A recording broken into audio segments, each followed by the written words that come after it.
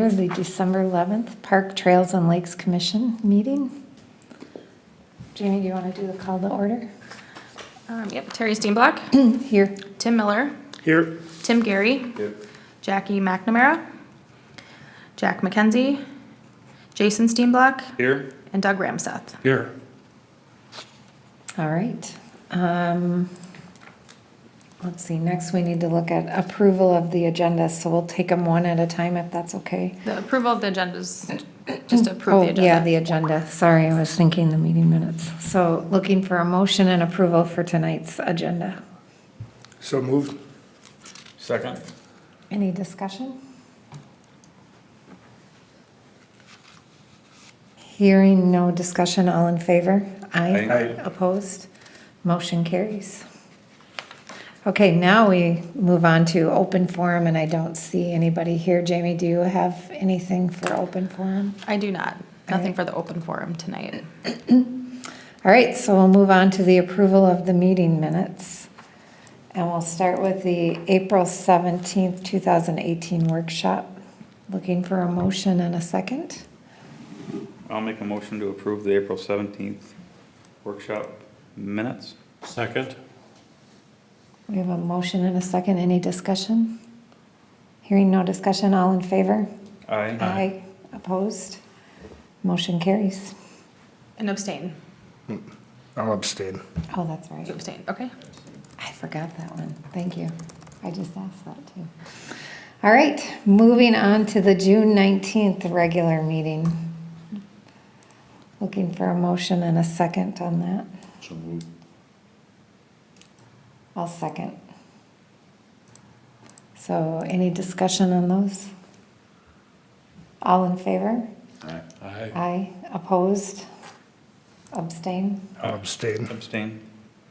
All right, motion carries. All right, moving on to the July 17th, 2018. This was a regular meeting and a workshop in the same night. So looking for a motion and a second on that one. I'll make a motion for July 17th regular meeting and workshop. Second. So we have a motion and a second. Any discussion? Hearing no discussion, all in favor? Aye. Opposed? And abstain. Aye. Aye. All right, moving on to the last one on the list. Looking for a motion and approval of the September 18th, 2018 regular meeting. So moved. Second. Hearing a motion and a second. Any discussion? Hearing no discussion, all in favor? Aye. Opposed? And abstain.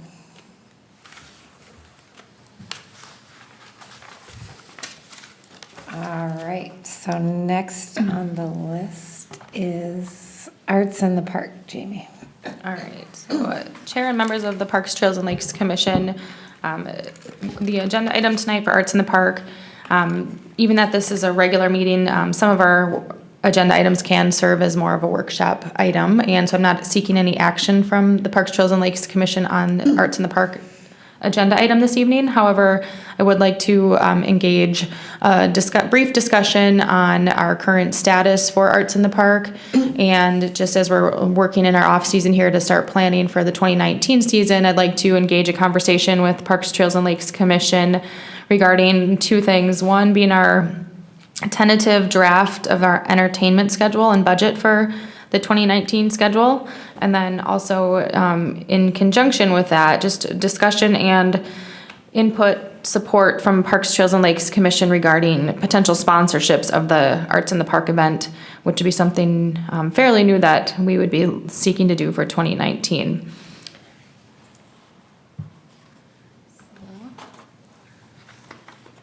With that said, I'm going to pull up something on your screen here. I don't have any packet information, just as this is more of a discussion item this evening. So let me get this up here for you. There we go. So it should pop up on your screen here. So I just, again, kind of outlining the couple items just to take about 5 or 10 minutes or so just to kind of elaborate on this. So a couple things I'm looking for as I move into the new year with some additional plans.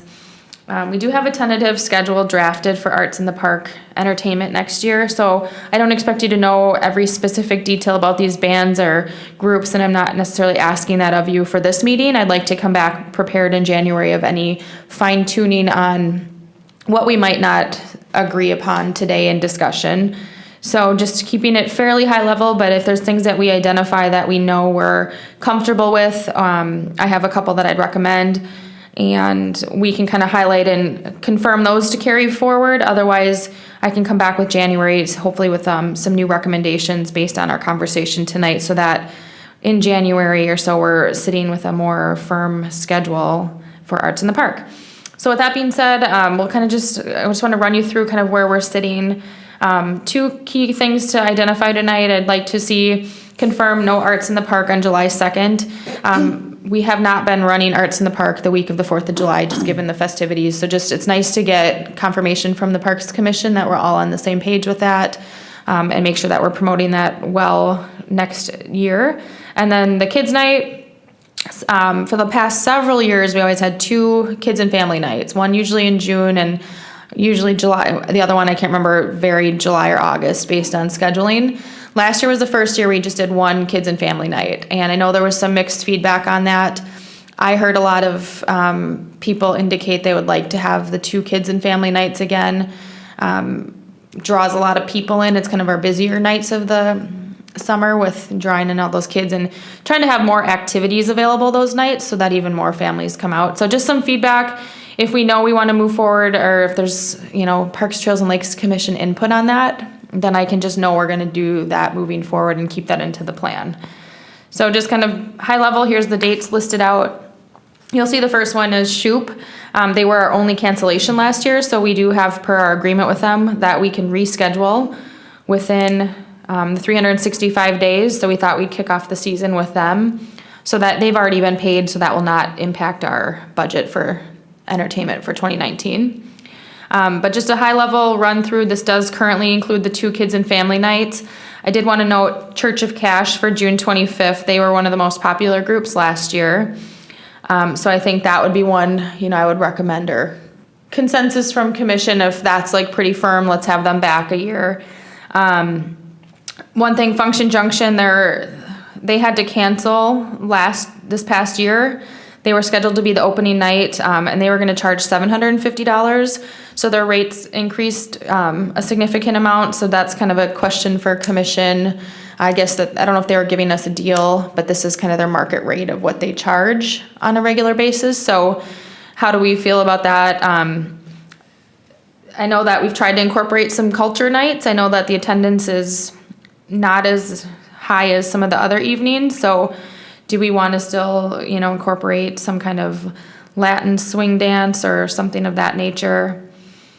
And a new one, Zed Leplin, is a new tribute band, so we're trying to incorporate different tribute bands to the group. So with that, a high-level conversation, if there's anything that stands out to you, if you feel strongly about one thing or the other, it'll at least kind of guide me in what revisions from here I need to make for the January meeting.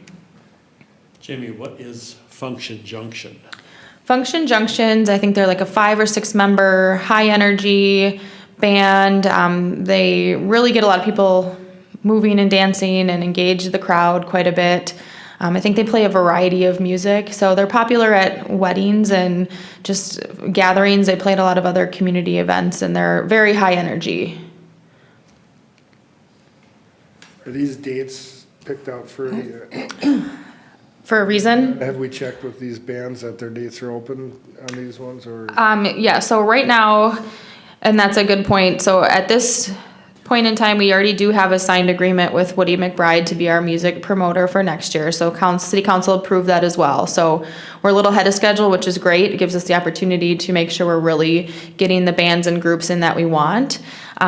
These are dates currently that work for them. So we could certainly pursue maybe switching a day or two, but some of the more popular groups are more full, that these dates are on a tentative courtesy hold from the bands. So and just one more comment too. I know I'll elaborate more later, but we did do a mid-season survey to our Arts in the Park vendors, and obviously weather and the entertainment were the two number one driving factors of attendance at the event. So I did get some feedback from them, and I think that's why you'll see, my other comment is right now our entertainment costs are projected $2,000 to $3,000 higher than 2018. So we did not have a budget increase in our entertainment budget. Therefore, the conversation about seeking sponsorships, which I'd like to do in January and February. So that's kind of in conjunction to get support from the Parks, Trails, and Lakes Commission to get some presenting sponsors or sponsors that may be interested in sponsoring the series or Arts in the Park in general. So it kind of all comes full circle because in the by end of February, I think we would need to know where we are from a funding standpoint. And if this is our ideal lineup, then I think we have some goals to reach for the funding, which I think are obtainable through sponsorships. Couple pieces of feedback that I heard was the opposite of yours, that 2 kids' nights is too much. We have movie nights in the park as well. And so the feedback I got was that there was other kid opportunities that are available in addition to Arts in the Park. The other thing that I heard was it would be nice to have a good 80s band, similar to like the Church of Cash, which may be a little bit more spendy, but maybe something we could look at for possible donations on. I did send you a couple band options. I'm wondering if maybe we could explore that might meet some of that or hit some of the nights where maybe there's lower attendance. And it just kind of maybe mixes it up a little bit and gives us the opportunity to maybe try a couple different bands than what we've done year over year. So kind of to that point, July 9th right now is to be TBA or Row Family Singers. So Row Family Singers, they have been at Arts in the Park in the past for a few years. I mean, is that one that you'd pursue, consider potentially slotting in a different new group there? Is the objective to see more new and unique groups annually to draw in different crowds, or bringing back some of the favorites? I know we had Elvis probably 3 or 4 years in a row, and we took a year off with him this year to introduce, we had Church of Cash and other tribute bands. So I've got a lead for Journey Tribute Band. yeah. That might be the same one that I might have recommended too, but are they here in Forest Lake? One of them? Okay. Okay. Yeah, I mean, I think the ones that are drawing the crowds, we potentially keep as long as they continue to draw the crowds, but maybe mix it up a little bit with some of the other ones that are maybe less attended, because when it's like the Church of Cash that night, it was a fun night in the park. It was Yeah, packed, it was. and the vendors were really happy, and the crowd was happy, and they played an encore. And so if we could find some, you get what you pay for. It might cost us more, but maybe if we worked on some additional sponsors, we could do that. Yeah, But would that be a band you think would be good? I mean, Journey. I would think. I think that 80s would be a was- popular. everyone likes Journey. Yeah. Yeah, I think that would be everyone popular. likes Journey, right? So I'm just Yeah, gonna. That's, I think, a great, to get people involved and singing along, and that's what's gonna drive, sales as well for the vendors. I'll check on that and I'll get back to you. Okay, that would be great. And then I know Terry did, as she commented, she did send me a list of ideas as well, so we can pursue.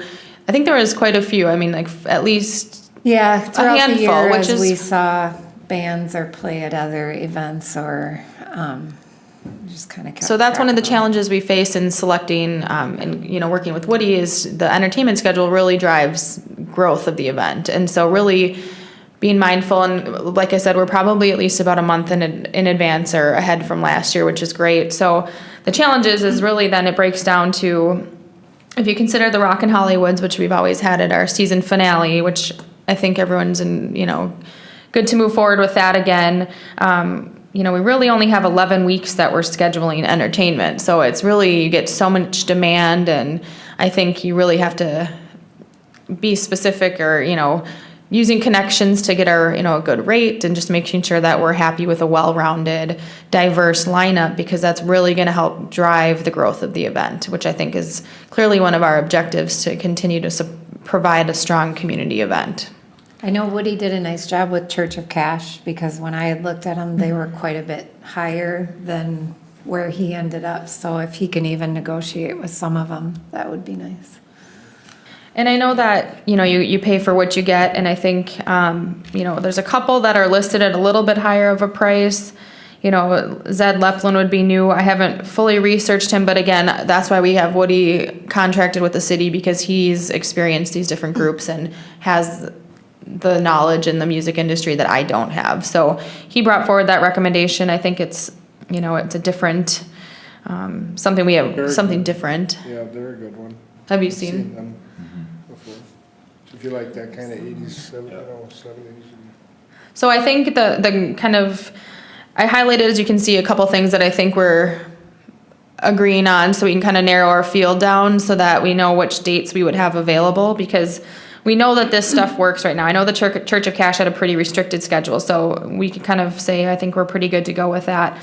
I did want to say the Crossroads Band, that was actually a community suggestion, and Woody did research them and thought they were a good fit. So I think it was kind of nice to be able to tie in something that somebody came in and brought forward. And for, we can't have every night be $1,000. So I think to keep that one, I thought that was a good one. So I thought maybe we could keep that in the mix for this year and see how that performs. Which other of these have we had before? Let me just take a quick peek, but most of these, it looks like the only other one would be the July 9th and the July 16th for entertainment. And then if we go to the kids and family nights, we've had Magic Norm pretty consistently. He draws a pretty good crowd. And then some of the kids' nights, it's just free or low cost. And the Centennial Community Band for the kids' night. Okay. Has the Bluegrass Band drawn a lot of people? I think they've brought in like a respectable crowd, but nothing of, if our objective is more like the Church of Cash, like fun, everyone's in the park and I need to be there, and potentially people from other communities are coming over because it's such a good band. I had never had that much positive feedback about a night at Arts in the Park. I had people calling and leaving me messages how good the night was. So, They're not bad price either, no, I think that's a reasonable price for that. compared to some of. So I think, but there's a diverse, groups in the community, and you got to make sure you're covering different needs, and you can't have everything be the same or tailored to one particular group. So it's nice to offer some diversity. And I think that's just finding the balance of, what our goals and objectives are for Arts in the Park. So those would be the ones that, we've had back. We have not had the Cuba Libre Latin Swing Quartet and Dance class. I have found that I think that people they see that it's more of like a cultural night, and I think that right away they aren't as attracted to coming those evenings. However, I participated in Lake Fest, and the mini powwow that took place at the end of Lake Fest was very intriguing, and I think it's important to add some cultural component to the event. So maybe scheduling that, maybe looking at the timing of that. Maybe the cultural night would be more appropriate, like July 9th, when it's not, where you're still kind of in the 4th of July festivities, or you're kind of winding down, where we wouldn't maybe expect attendance to necessarily be high on that Tuesday the 9th. 4th of July is on a Thursday, so that weekend's going to be pretty busy. Maybe people will just be tired, and not to say that I'm scheduling the cultural night on a less busy night, but it still gives people the opportunity to attend that are interested in that particular group. So just some strategy behind when we're putting certain bands. Any other thoughts from Parks, Trails, Lakes Commission members on kids and family nights? I just think, I think one kids' night would be sufficient, and instead of two. I think that's another way to overcome that, or if people have concerns about it. I think in general, across the whole Arts in the Park season, June through August. I think if we can identify more activities on a regular basis, on a weekly basis for kids, it doesn't have to be the programming. The kids might be just as happy doing story time, which we've done, or other activities. So maybe we invest some of those dollars into something like Terry brought forward, the imaginative playground. It's those big blue building blocks that we can set out every week, and kids can play with those. I do anticipate the Power of Produce program continuing forward, and we'll be able to spend a little bit of dollars on some arts and crafts supplies and activities. So maybe maybe we go back to just the one kids and family night, but focus on what else can we do on a nightly basis, or We'll have a new park too by then, hopefully. right, and further engage maybe local businesses, or if we get sponsors, encourage them to provide a kid-friendly activity at their booth or something along that nature. Maybe that's part of a requirement of sponsorship, or we highly encourage that. So with that being said, any feedback on, I think the June 11th, school's kind of just getting out and it's kind of a busy, do you like that one? Like that date, I think, it's It's kind of a kickoff. Kickoff to the summer and. Well, maybe we can still theme around it that way. vacations are, family vacations aren't starting yet and stuff like that, so. Maybe we kind of turn it into like a kid's kickoff to the summer and kind of schedule some programming, or just really amp that night up quite a bit. Several years ago, we did, on the kickoff night, we did a movie in the park on the night of the kickoff. So maybe we could consider that again for that night. That's definitely good feedback. So usually Lake Fest was the first Saturday in June. So the first Friday in June was always a movie in the park, sponsored by the Forest Lake Community Education. Because we moved Lake Fest to the fall this year, they still sponsored a movie, but we just picked, and I have the dates listed later, but they just picked a few different dates. But maybe we can incorporate the movie in the park right around that time as well, and have it be a kickoff to summer theme for the kids and family night.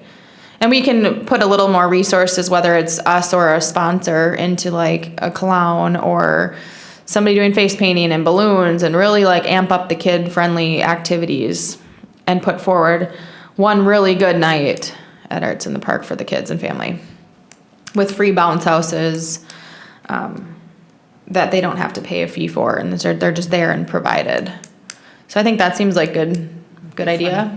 Okay, so that would potentially free up. I guess my last thought on the kids and family night then was the Centennial Community Band. I know that they're a group that's been interested. They're a lower cost. Do we see them still? We probably would want to relocate them to a different opportunity, because we would want to focus our resources on all kid-friendly programming that one night. Seems good. Seems like a good statement. Okay. Are there, with them, I see there's 60 minutes at 250, are there other bands that will perform, for 60 minutes, where we could have one night that's got multiple different groups going? Like an opener, like two different bands, or? Is that gonna require too much takedown setup from a audio standpoint? Yeah, I think we can look into that. The Centennial Community Band is there's like 20 plus players. They are the elaborate setup. So they wouldn't be a quick one they'd want to play the full 60 minutes for the amount of time it takes them to get set up. But I can certainly look into that. Maybe there's, How long do the other bands typically play? there's 6 to 8, so it should be about 2 hours with a little break in there. Well, I can certainly reconfigure and come back in January with recommendations on the kids and family night, knowing that that's our focus. Maybe the Centennial Community Band, just throwing it out there, not buying or selling right now, but the farmer's market goes longer than the Arts in the Park schedule. Would there be the possibility on the last farmer's market to do a band?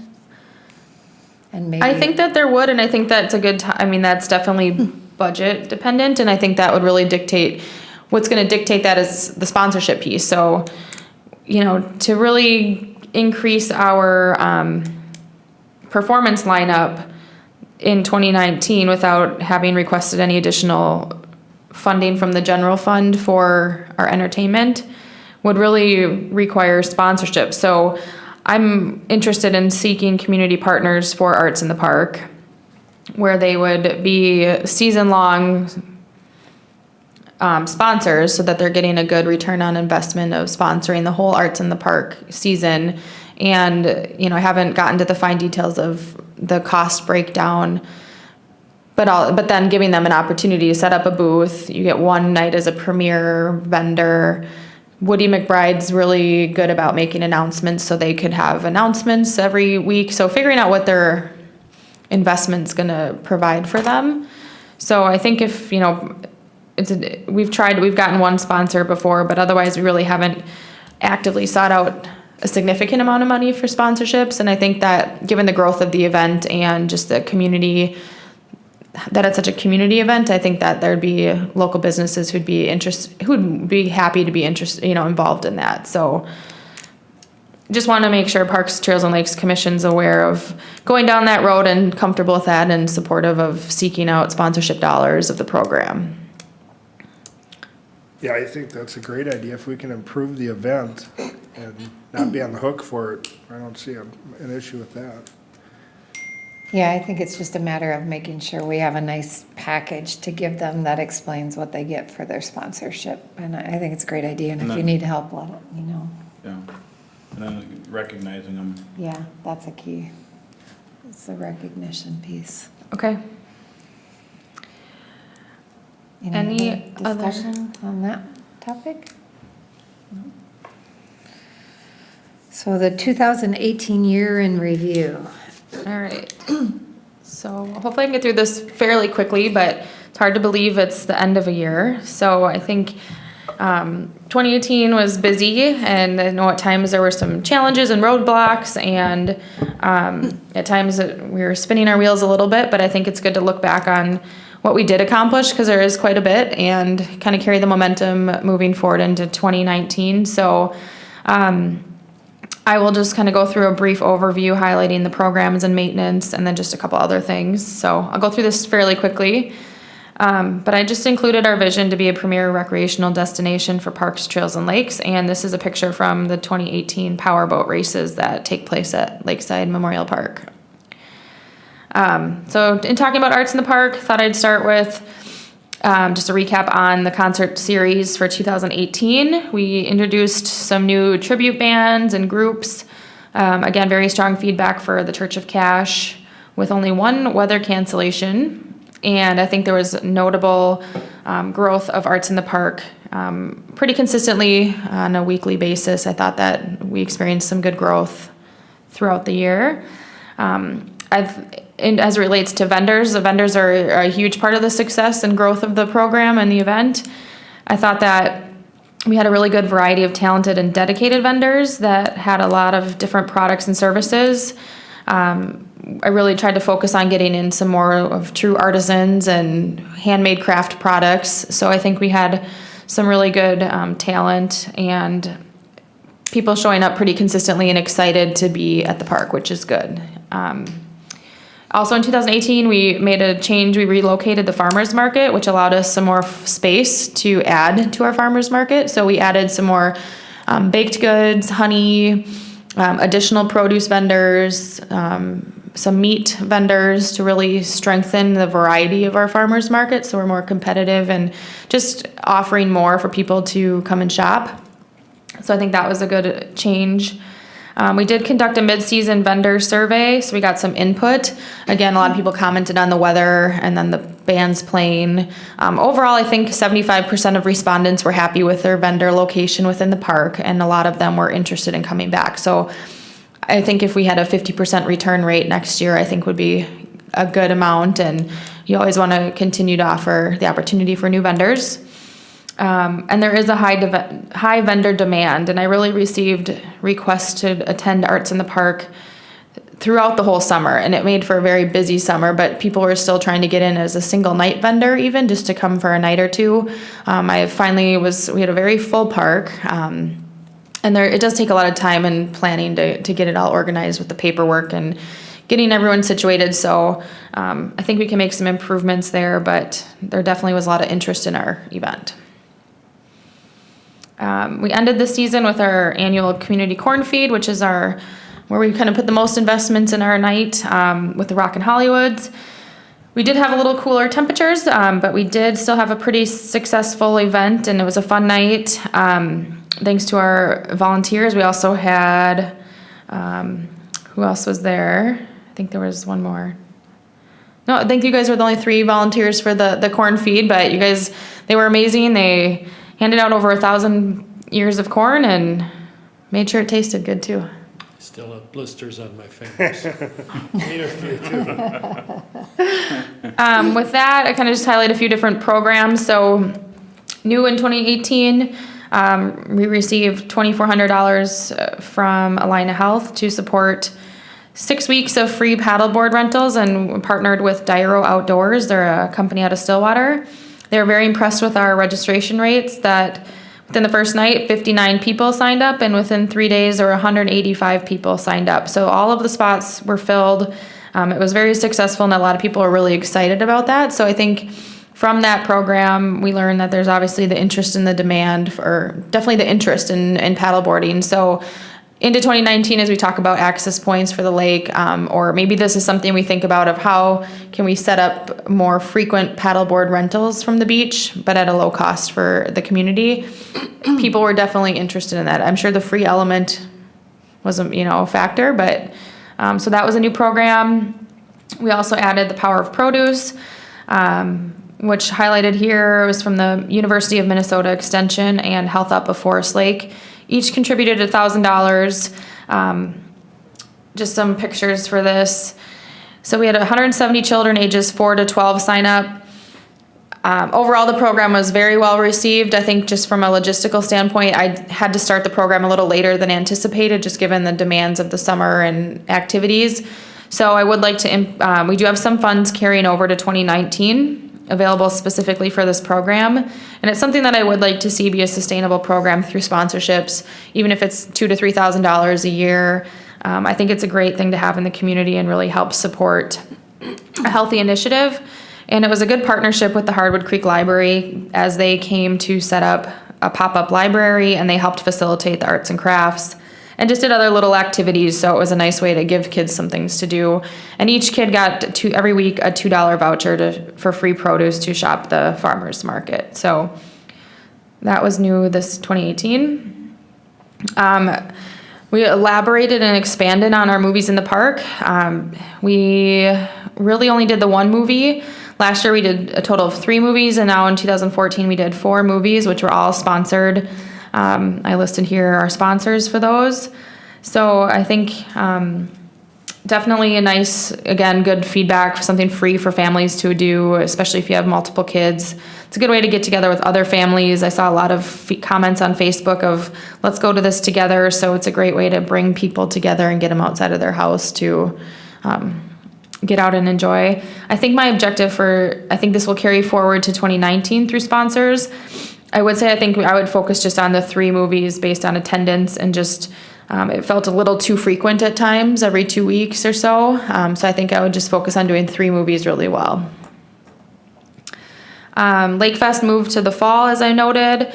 I wish I could have included a lot of pictures, but it was a really fun event. There was an egg drop, there was a kiddie parade, kids carnival, and just a lot of things to do within the scheduled time frame, which I think it showed a good partnership between the chamber, the school, and the city. We all were key stakeholders in planning the event with other sponsorships and local business partnerships to make the event possible.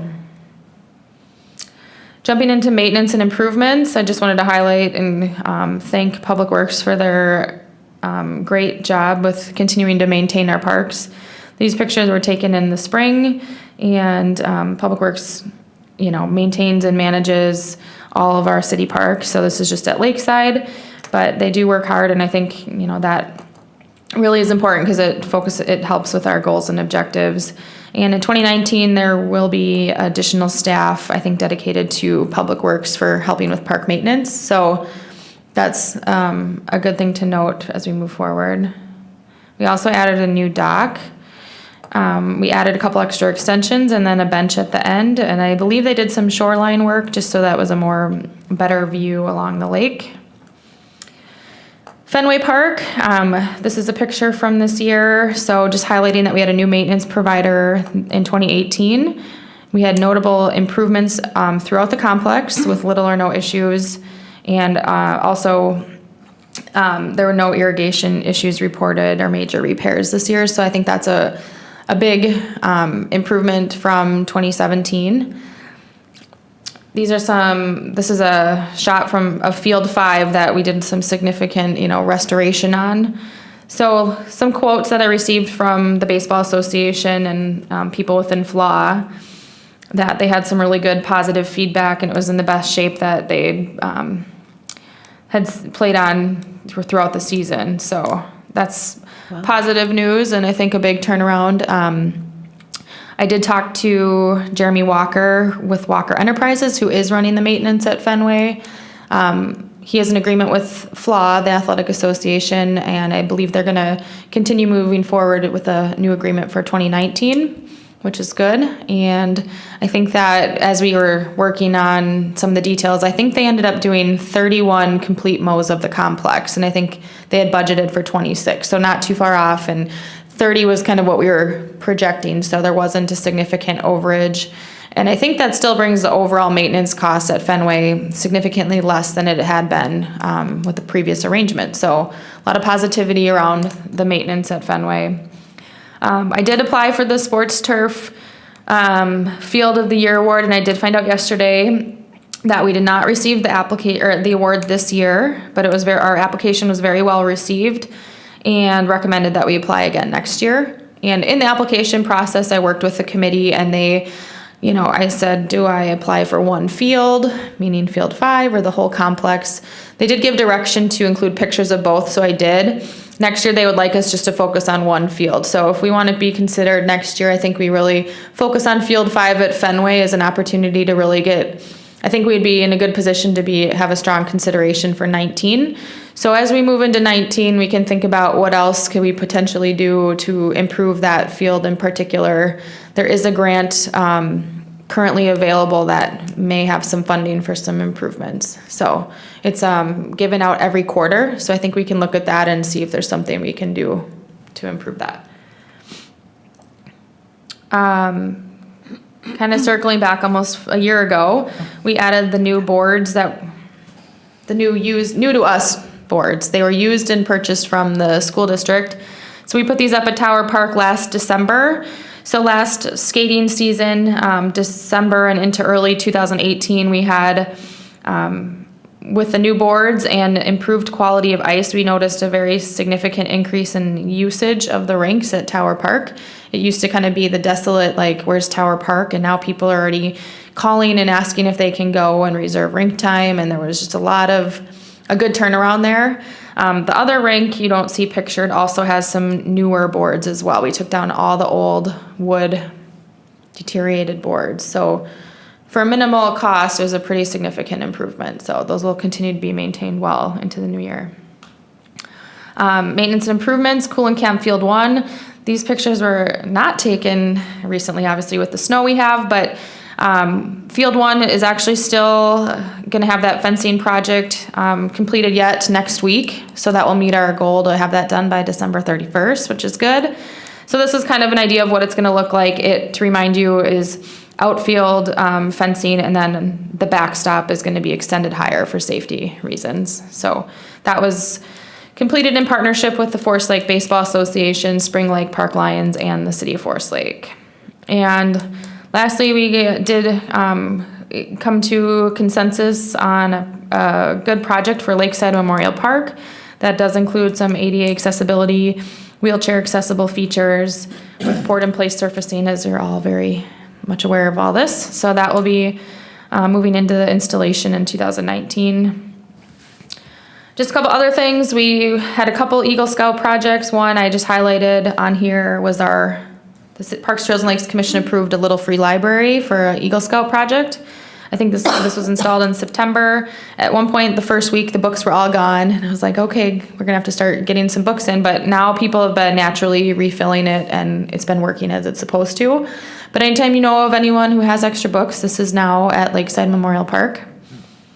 And the Eagle Scout who did this project was very excited and happy to have done the project. And then we did help facilitate one other Eagle Scout project for additional recycling bins at city parks. So he helped install some bins there. Community gardens is something we do have right by Tower Park, as you can see. This year, I was able to get the reservations up to 75%, so 15 out of 20, which was, I think the year before we only had about 5 or 6 reserved. So I'm looking to increase that again in at least maintain the 75%, if not to 100% of all plots reserved. Policy updates that we've accomplished. We began drafting new language for a facility reservations policy handbook with a focus on the cancellation policy. So we made some progress on that, but we should get that completed hopefully in our January meeting. And we did recommend changes to the park fee schedule for 2019, which did get approved at City Council last night. So those fees that you recommended are moving forward. So I know it's kind of went through that quick, but I think it was a busy and definitely productive year. And I think we have a lot of good momentum and things to continue on and finish up and work on in 2019. So I just listed a few different things here that we know are up and coming. I know we had talked about this. We had made an attempt for Southview Park for new playground equipment. I think that's something that we can revisit soon to really still try to accomplish that, given the feedback from City Council.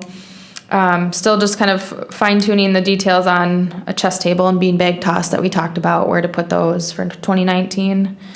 There's a lot of interest in potential concession stands at the park. We've had people inquire about basketball courts, so there's some improvements I think we can focus on. Maybe as simple as painting lines on some of the existing courts that, or adding a hoop or improving the nets. Also looking at where is feasible for an additional basketball court. I think we got to look at surfacing. We've got the shredded rubber mulch, but some parks may need to be topped off this spring and really evaluate that and make sure we know what surfacing method we're moving forward with. Just wanted to note that we have 2 agreements that do expire in a year from now. So, kind of mid-season, we'll have to start looking at those and thinking about them. And then park strategic planning. We did some planning and we kind of decided to have short-term, long-term goals with more of a needs and focus list so that we have projects and whatnot identified so that as funding opportunities arise, we can move forward on those. So with that is our year in review, and I think overall a good one for the parks. So good work to everybody and all your contributions. Any questions? Jamie, the golf course in Fenway, are they 2 different management groups? Correct. Okay. The Castlewood Golf Course Agreement is held with Walker Enterprises, and then the Fenway Management Agreement is held between the city and then the Forest Lake Area Athletic Association. They both term the same date. Jamie, where did we end up with that clock from that private donor? Are we moving forward with that for So sure? I spoke with him again today and just wanted to clarify. I let him know that the Parks, Trails, and Lakes Commission's in favor of accepting the donation and that we just had to work through the specific placement of the clock. He's very flexible and open to where that would be. I explained that there is the clock on the Gong building, that we just haven't settled on where specifically to put that, whether it's within the park, whether it's downtown, whether it's at a different park. So he is very comfortable with that. So I will be working the rest of this week on getting that finalized and ordered. How about the equipment, the playground equipment at Lakeside Memorial, the old stuff, is that going to be offered for sale then? Yeah, so that should go to the first council meeting in January, I believe, declaring it as surplus equipment and then putting it out for sale for a short period of time, whether it be 2 or 3 weeks, to see if anyone's interested in that purchase. I do meet with Themed Concepts tomorrow to just get a high-level timeline established now on production and installation and everything, so I should have a timeline for tomorrow and as of tomorrow, and can certainly keep you informed on that. I would just like to say thank you to you for all of the accomplishments for this year, because you juggled a lot of different balls and you brought in some new things and you worked really hard, so thank you. You're welcome. No problem. Couldn't do it without a great commission, and I know we've been fortunate to have really good support from everybody volunteering your time and efforts and your talents and your background and experiences. So it's definitely a team effort, and I think having an engaged and motivated commission's extremely helpful and important. So I'm excited about kind of closing out the year, but I'm even more excited to keep going forward into 2019. So. Jamie, will we be meeting with the PAC group again on Bells Park? Are they still involved? Yes, I actually met with them today at 4:30, so I have some updates for Doug and Terry. It was basically a meeting. We met for an hour, and I have an outline that I can share with you. The update on that is just really as we go into our strategic planning, which is next on our agenda item, and we'll talk about very briefly, is really kind of breaking down the park maintenance, the needs focus list, the task list, the projects that need to be completed within our existing parks across the board. And then the capital improvement projects, which will now be shifting from Lakeside to Belts. And really just, I outlined the process for that. And I think following a process and plan is really going to be important as we move forward, so that we're all on the same page, where we know what we need to execute and when, and some deadlines to meet. So I think just plan on our next Parks, Trails, and Lakes Commission meeting will be in January 15th, and we'll meet with them again on that day just prior to touch base. So. Okay.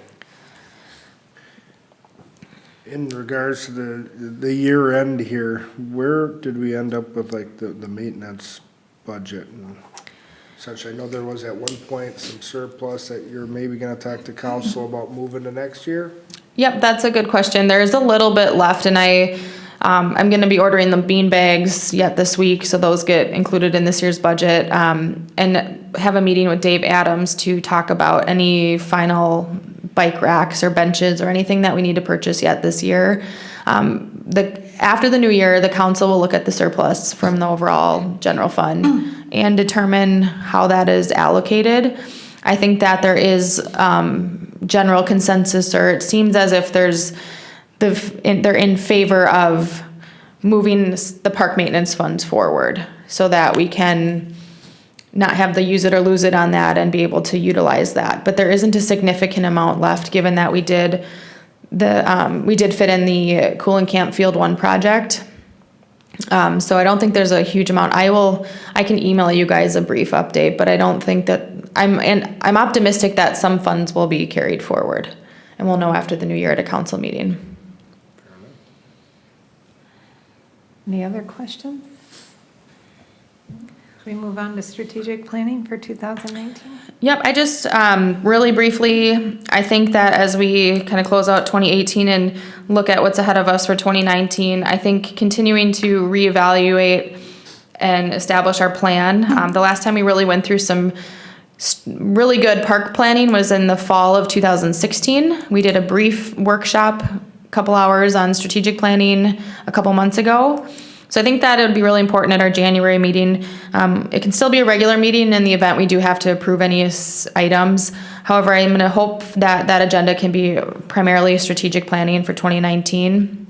And I know, Terry, if you want to comment as well, but I was thinking we could just have it at our next regular meeting, January 15th, and then schedule an additional workshop if needed, or however we want to move forward. But I think really setting early in the year our goals and objectives and plans, so that it's more of an executable list and not so much of, let's identify our top 3 goals or accomplishments from maybe a maintenance standpoint or from a program standpoint. So I think just kind of keeping you guys, having you be aware of that. And I think I'll send out an email. I think it'd be important that we all think about our priorities and try to get some community input as well on what the community would like to see for the department. And Terry, if you want to elaborate or expand on that. Yeah, I would just echoing your comments as well, I would like to see us come together with a holistic strategic plan for the year that we could then all have kind of the same, we're singing the same tune, and we've got a document that identifies, you know, what's gonna be the capital improvements, what's gonna be the maintenance, what are all the activities that are going on, and where are the needs, so that we can, like I said, holistically approach them. We know strategically what the priority levels are for each one of the items and what needs to be done to accomplish those things. So that by the end of 2019, we'll be sitting back and we'll have a sheet and we'll be able to compare that with our plan. I do think it's important to revisit 2016 plan and the priorities to see what's left on there to make sure we're not missing anything or that should continue to be on there. There was the update to the new city strategic plan in general. I think it'll be important to revisit that and make sure that whatever we decide to do as a connection. I know throughout the course of the year, Jamie's been keeping notes of things that community members have come forward with. I have been as well, and I know you guys have brought things up periodically throughout the year that we've kept track of, or tried to at least. But I think it'll be a great opportunity for us to really think about what the needs are that are out there and just holistically come together and have a strategic plan. Yeah, no, I agree with that. I just briefly, just to kind of look where we're going, I think if you take a quick look at this was from 2016, most of the items on, at least in the first and second level, are the main ones at least. I think we have either completed or in the works or on the schedule. So like 2C, we have that in our CIP for 2020 when there's a street project done. So I think just looking at this list and kind of scratching off what's done and taking, do we still think these third and long range priorities are priorities? Or what are some new priorities that have come up?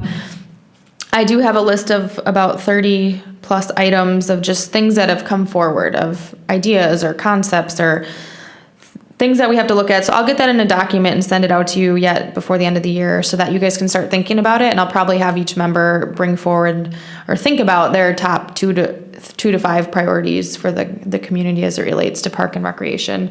I think that a lot of, one area we haven't talked about as much is the trails. And I think since we've converted to a Parks, Trails, and Lakes Commission, the trails piece has not been researched very much. So I think maybe that's part of our strategic planning on maybe that's a goal, one trail recreational activity or event, a run walk on the Hardwood Creek Trail or something of that nature. So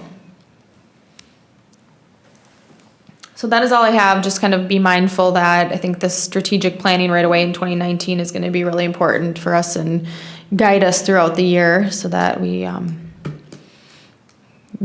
an action plan to follow. Comments, questions? Couldn't agree more. All right. All right, so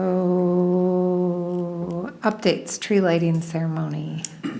Tree lighting ceremony was on Sunday, November 25th, and it was cold. It was cold out, and I think the biggest part was the wind off the lake and the wind chill. It took me a day to thaw out. I still was cold the next day after being outside for 5+ hours. But, I think it was still really a successful event. A lot of people came out for it, but just stayed for shorter stints of time. Right away at 3:30, it was busy.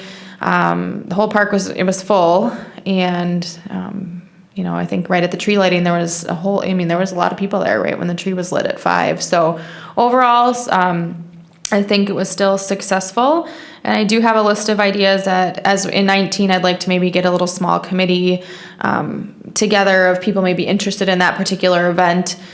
I have some ideas on potential ways to improve it or make it better and enhanced, which wouldn't really take a lot of additional resources from the city, minimal, but I think we can do some more to really decorate and make the park feel a little more festive.